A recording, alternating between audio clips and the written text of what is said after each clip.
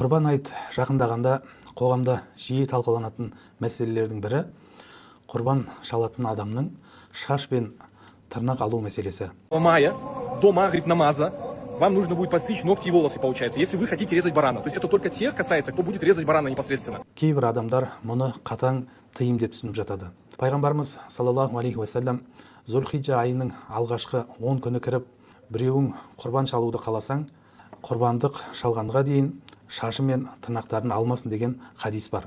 Бірақ ғұламалар бұл жердегі бұйрық міндетті емес, мұстахаб амал екендігін айтқан. Яғни орындалса сауап болады, ал алмаған жағдайда күнә жазылмайды. Себебі басқа риуаяттарда пайғамбарымыз саллаллаху алейхи вассалам құрбандығы шалынғанша ихрамдағы адамдарға тыйым салынған нәрселерден тыйылмағаны келеді. Сондықтан қажылықта емес, өз жерінде жүрген адамдардың шаш пен тырнақтарын алуға рұқсат етіледі. Сол үшін бұл мәселеде адамдарды кінәлап, талас тартыс тудыру дұрыс емес. Шариғатта мұндай мәселелерде кеңшілік пен түсіністік бар.